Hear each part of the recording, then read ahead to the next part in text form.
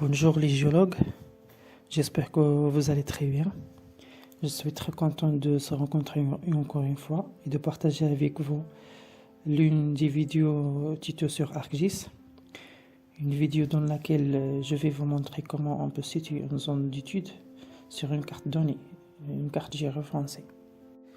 L'étude de cas que je mets devant vous est une situation géospatiale des logs lithostratigraphiques réalisés, accompagné par des échantillons prélevés dans la zone d'étude située au nord-est de la carte d'Azilel, la carte géologique d'Azilel.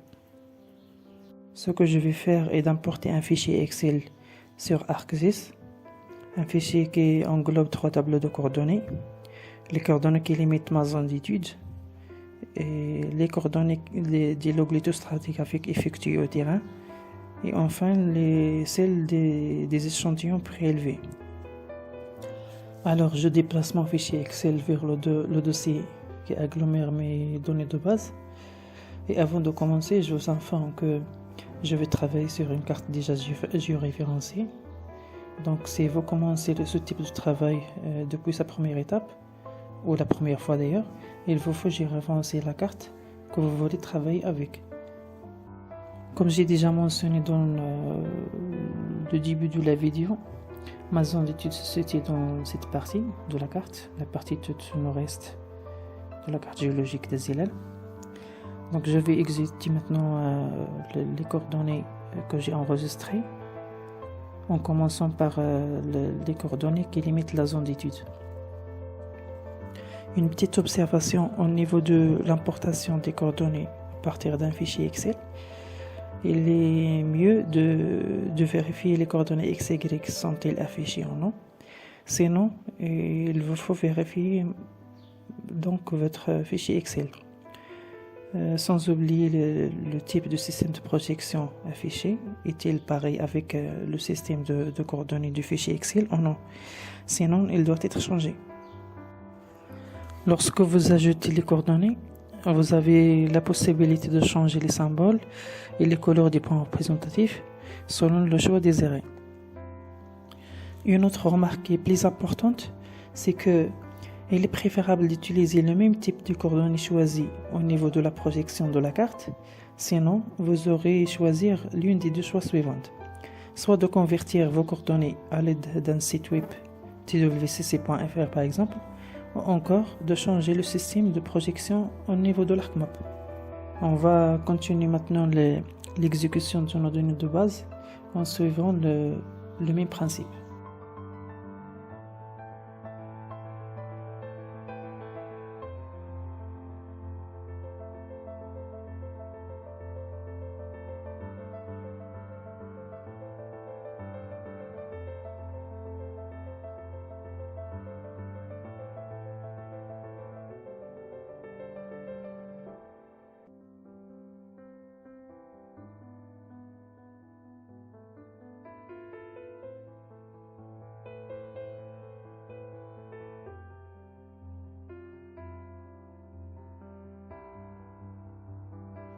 Je vous informe que le logiciel ArcMap vous donne toujours l'accessibilité à vos données de base créées à partir d'un tableau attributaire. D'ailleurs, c'est là où vous pourrez créer d'autres données classées à partir de données déjà existées. Donc nous allons voir cette étape dans les prochaines vidéos.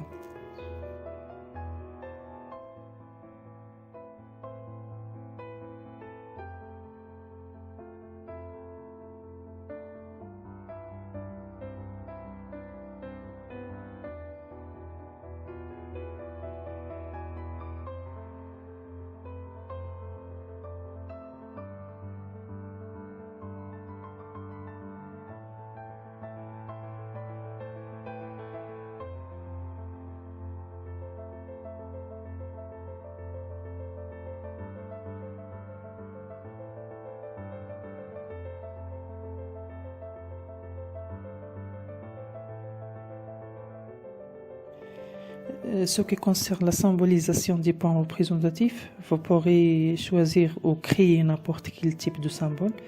Il suffit d'entrer dans les coins de modification des symboles et de s'amuser un petit peu là-dedans.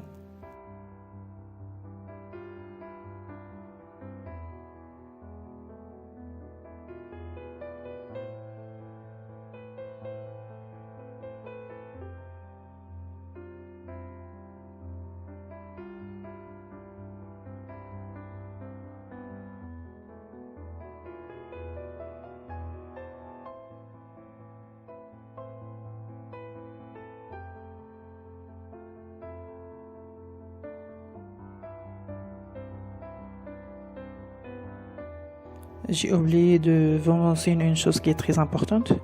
Je vous en prie de m'excuser. C'est que l'ArcMap a deux boîtes de travail. Une où on peut travailler librement sur nos données de base et l'autre boîte concerne uniquement l'étape de la mise en page. La mise en page reste toujours jusqu'à la fin. C'est là où on peut finir le travail en choisissant le type de format désiré, créer d'autres couches pour la légende, mettre les coordonnées, choisir une échelle, etc. Donc on va les voir tous ensemble, étape par étape.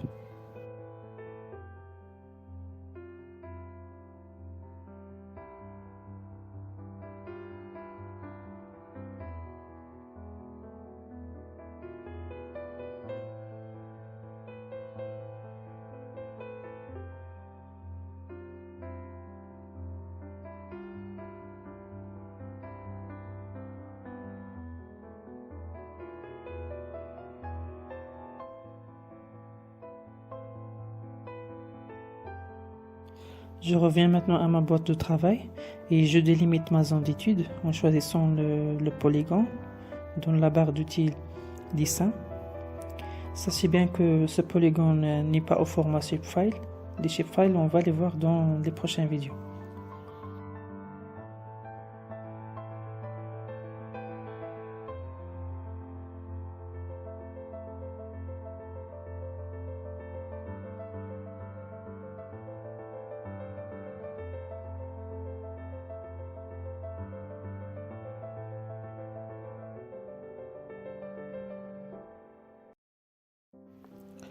J'ai choisi la méthode d'importation des coordonnées XY sur ArcGIS à l'aide d'un fichier Excel pour simplifier le travail et de gagner un peu de temps, car c'est une manière très rapide et assez simple.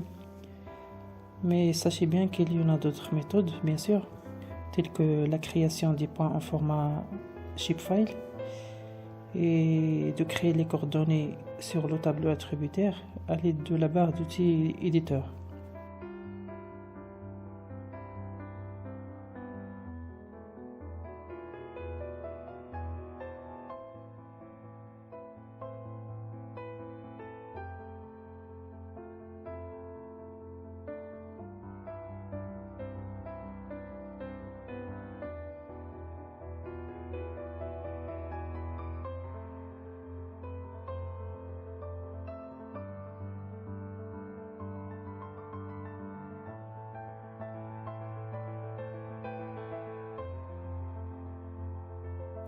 J'ai délimité ma zone d'étude maintenant, donc je peux masquer les coordonnées de bornage.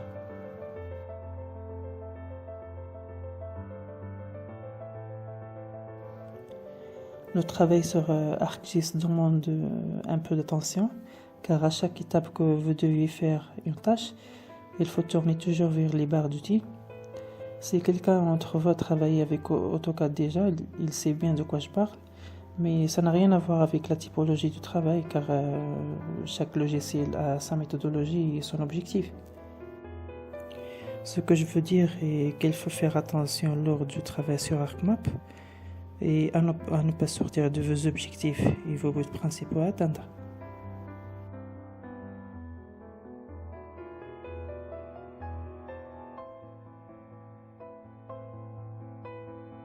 La première des choses qu'on va faire lors d'une étape de la mise en page est de choisir le type du format de la feuille. Puis, on est libre de choisir la façon de notre mise en page. Personnellement, je commence toujours par mettre les coordonnées tout autour de la carte, ou au moins dans la moitié, avec des intervalles bien espacés pour que je ne dérange pas la lecture de la carte, surtout au niveau des symboles d'intersection.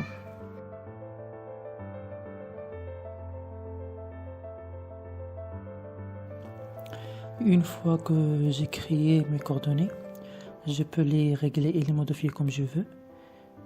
En plus, je peux même changer le système.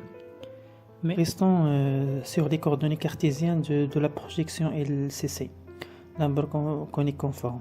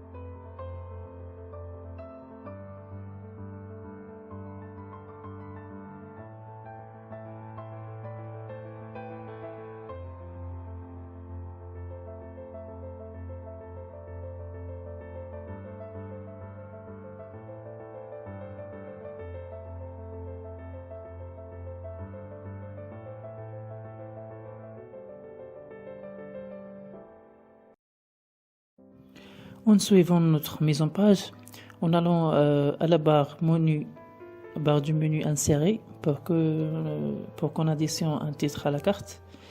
Cette barre d'insertion est plus importante au cours de la mise en page puisqu'elle nous permet d'additionner plusieurs tâches facilement, telles que la légende, le symbole d'une heure géographique, l'échelle numérique, etc.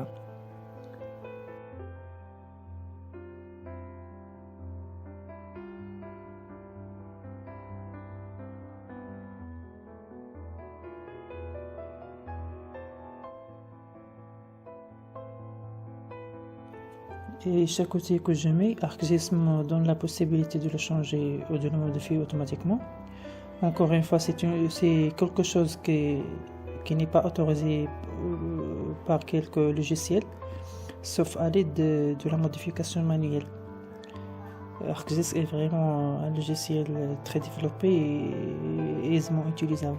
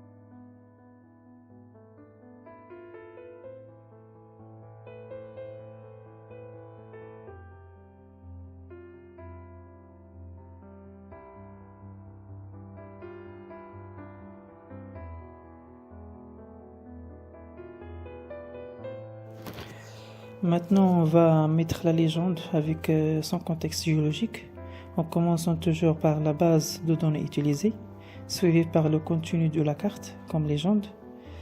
Le type de mise en page, comme nous avons déjà mentionné, reste véritablement un choix de l'utilisateur, mais il faut respecter vraiment la légende de la source, telle qu'elle est, en respectant la notation, la description, la figuration, la coloration, la mise en forme, la symbolisation, etc.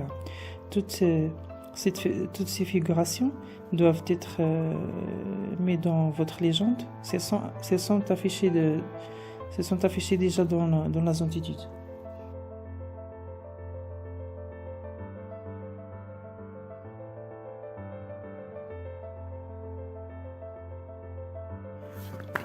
Une autre chose, c'est que, comme la plupart des logiciels qui ont des auxiliaires ou des langages de lecture, ArcGIS aussi a deux auxiliaires très importants, ArcCatalog et ArcToolbox. ArcCatalog est une application auxiliaire qui aide ArcMap à gérer les données de base d'informations géographiques du type géodatabase, fichiers raster, cartes, images, etc. Tandis que ArcToolbox est une boîte d'outils qui maintenir vos données, si vous voulez dire. Il s'agit d'un outil indispensable pour ArcGIS. Il peut convertir vos données en différents types de formats, de régler vos données avec des tâches plus professionnelles, quelle que soit l'échelle que vous voulez, de dimensions, aussi bien qu'en 3 dimensions.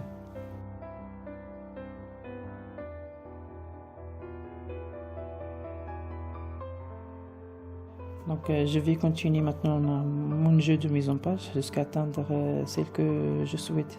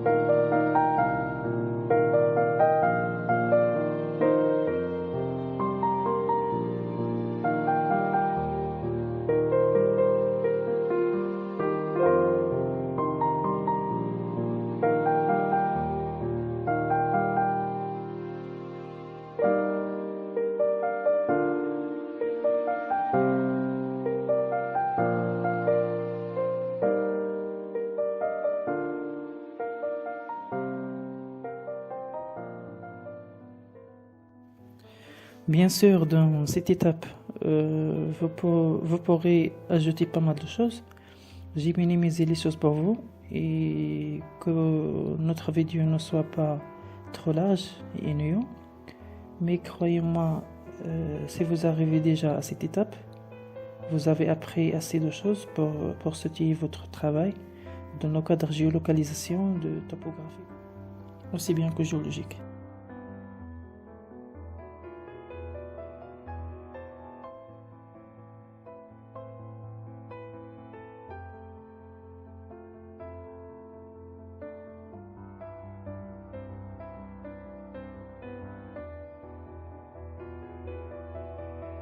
Bien sûr, vous pourrez signaler et afficher la notation, la nomenclature de vos données sur ArcMap dans votre carte en suivant la procédure suivante.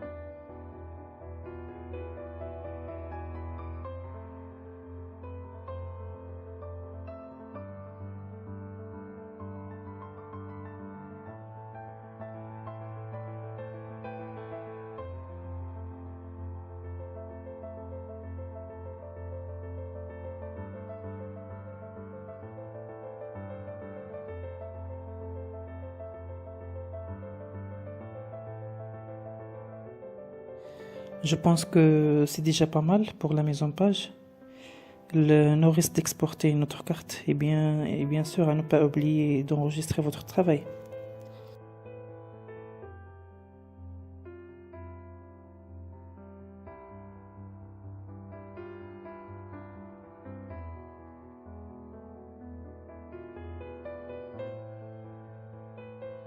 ArcMap peut exporter davantage le travail avec une bonne résolution selon le degré choisi.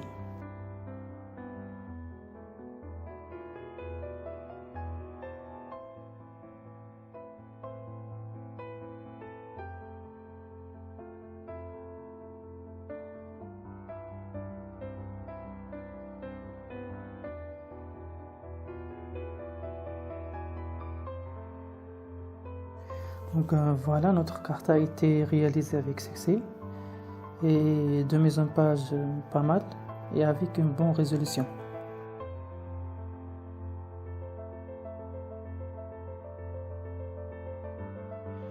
Je pense que c'est tout pour cette vidéo tutoriel. Je vous remercie franchement de voir ma vidéo. Si vous avez des questions ou des observations, n'hésitez pas à les recommander. On se rencontrera dans la prochaine vidéo avec un autre objectif.